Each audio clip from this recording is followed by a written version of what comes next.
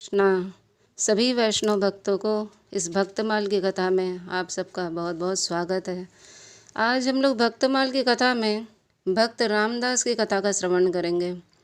और रामदास जो भगवान की एक निष्ठ भक्त थे और भगवान रणछोड़ की भक्ति करते थे, उनका कथा का श्रवण करेंगे।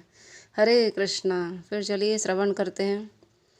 भक्त रामदास द्वारका से 7 कोस की दूरी पर डाकोर नामक गांव में रहते थे। रणछोड़ भगवान के मंदिर में प्रति एकादशी को जागरण, कीर्तन आदि उत्सवों का आयोजन होता था।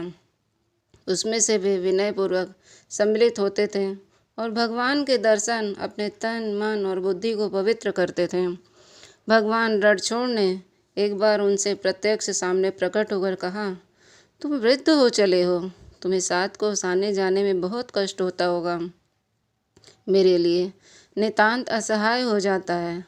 भक्त रामदास तो भगवान रूपी माधुरी में छकने में इतने तल्लीन हो गए कि उन्हें ब्राह्य ज्ञान कुछ था ही नहीं। आने जाने की जो प्रश्न उठता ही नहीं, उनका मस्तिष्क में कुछ चिंता ही नहीं था। भगवान ने कृपा पूर्वक उन्हें दर्शन दिया। इस बात को सोच सोच करके और प्रेम में विहल होकर भगवान के लिए वो खुशी के मारे उनका आनंद उमड़ रहा था। और जब भगवान अंतर्ध्यान हो गए तो उनके वियोग में वो प्राण से उनका छटपटाने लगा, उनका अंग अंग सिहरने लगा। अब तो उनका निश्चय और भी दृढ़ हो गया। वे समस्त सुखों को तिलांजलि देकर दूने उत्साह के साथ एकादशी के दिन जागरण महोत्सव करने लगे। वे किसी भी मूल्य पर जागरण का आनंद छोड़ने के लिए अपने आप को समर्थ न पा सके। भगवान से भक्त रामदास का एकादशी का जागरण और आना जाना सहा न गया। भक्त को सुख और आनंद देने के लिए उन्होंने रामदास से डाकोर चलने का निश्चय किया। भगवान तो सच्ची निष्ठा और प्रेम के भूखे होते हैं। उन्होंने रामदास से कहा, गाड़ी लाने की सम्मति दी और कहा, मेरे विग्रह को अखबार में भरकर उसमें लिटा देना और यथाशीघ्र ही डाकोर पहुंचने का प्रयत्न करना।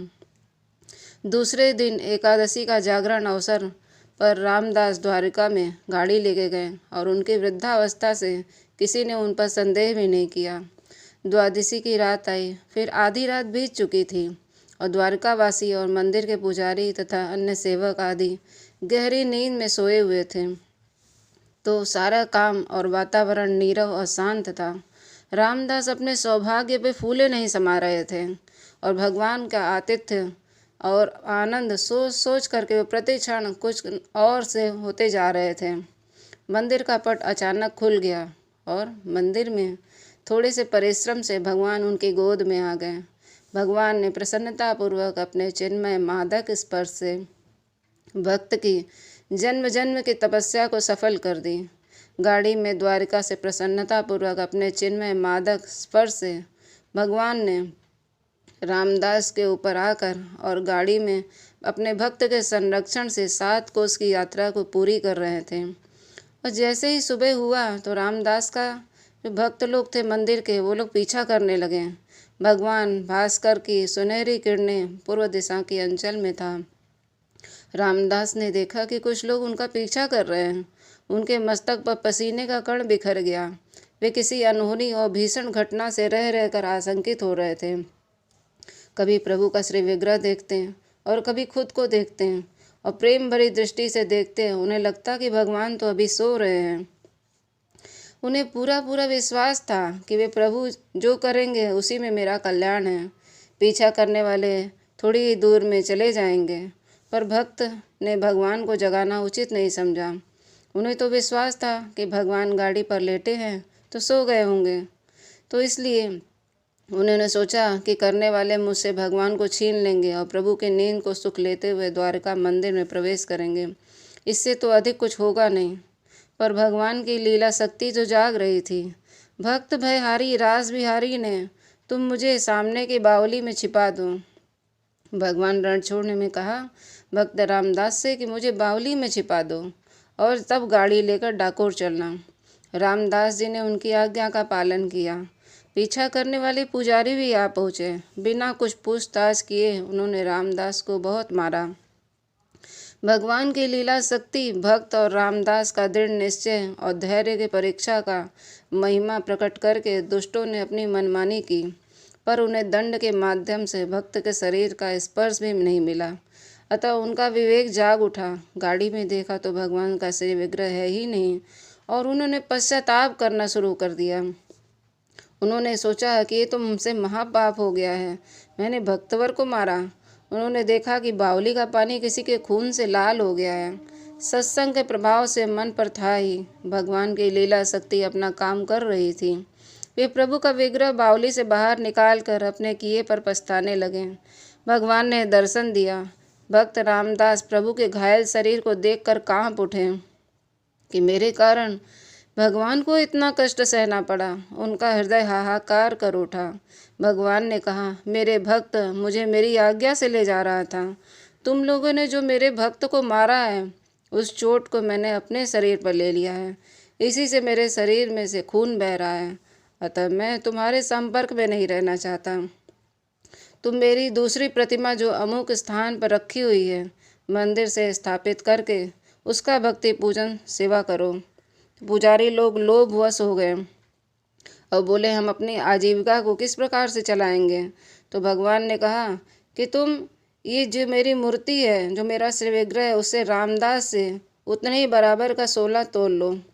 भक्त अब रामदास सोचने लगे, मुझ दरिद्र भक्त के पास इतना सोना कहाँ से आएगा। फिर उनको याद आया कि उनकी स्त्री के कान में एक बाली पड़ी हुई है। भगवान की कैसी कृपा है कि एक पलड़े में भगवान रखे गए और एक पलड़े में रामदास की पत्नी के छोटी सी बाली रखी गई, लेकिन भार में भगवान के विग्रह से भी ज़्यादा भार उनके बालियों का हो गया। और इस तरह से पुजारी लोग उसको ले करके लोभवश चले गए। तो भगवान भक्त की इज्जत रख ली। भगवान रणछोड़ उसी दिन से अयोध्याक्षत की उपाधि से विभूषित हुए। अभी तक उनके घाव पर पट्टी बांधी जाती है। भक्तवर रामदास की भक्त की महिमा का बखान तो भगवान रणछोड़ की लीला शक्ति ही कर सकती है। धन्य है भक्त रामदास और धन्य है भगवान रणछोड़। तो भक्त इस रामदास के प्रति भगवान के इस अद्भुत प्रेम को प्रियादास जी ने इस प्रकार वर्णन किया है।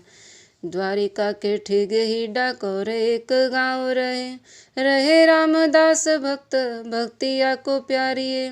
जागरण एकादशी करे रन छोर झुके भयो तन वृद्ध आज्ञा दई नहीं धारिये। बोले भरी भाई तेरो आयबो सहो न जाए चलो घर धाए तेरे ल्याबो गाड़ी भारिये। खीर की जो मंदिर के पाछे तथा डाढ़े करो भरो अकवारी मुको बेग ही पधारिये। करी वाह भांति आयो जागरण गाड़ी चढ़ी जानी सब वृद्ध भयो थकी पाव गति है। द्वादशी की आधी रात लेके चले मोद गात भूषण उतारी धरे जाको साची रती है। मंदिर उघारी देखो पर है उजारी तथा दौरे पाछे जानी देखी कहीं कौन मती है। बापी पद राय हाकी जाए सुख पाए रहो गहो जलोग जात आनी मार्यो घाव अति है। देखे दुहो दिसी गाड़ी कहू पे न पाए हरी करी पछतावो कहे भक्त के लगाई है। बोली उठायो एक यदि और यह गयो तो जाए देखो बावरी को लोहू पट लपटाई है। दास को जो डारी चोट होट लई अंग में ही नहीं मैं तो जाऊं विजय मूर्ति बताई है। मेरी सम सोना ले हूँ कहीं जन तोली दे हूँ मेरो कहाँ बालो बारी तिया कह जताई है। लगे जब तौलिए को बारी पाछे डारी दई नई गति भई पल उठे नहीं बारी को। तब सुखी साने भय सब उठी घर गए कैसे सुख पावे फिर्यो मत ही मुरारी को। घर ही विराजे आप कहो भक्त को प्रताप जापे करे जो पे फूरे रूप लाल प्यारी को। बंद बलि बंद नाम प्रभु बांधे बलि भयो तब आयुध को छत सुनी आए चोट मारी को। हरि बोल। भक्त रामदास की जय। भगवान रणछोड़ की जय। ये कथा बहुत ही अद्भुत है और वो भी एकादशी के दिन का घटना है और आज भी एकादशी है।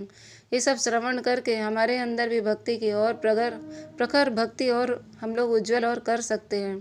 इसलिए अगर कुछ इस कथा से आप लोगों को क्या प्रसंग और क्या शिक्षा मिलता है वो हमें ज़रूर बताइएगा। हरे कृष्णा कृष्ण कृष्ण हरे हरे, हरे राम राम राम हरे हरे।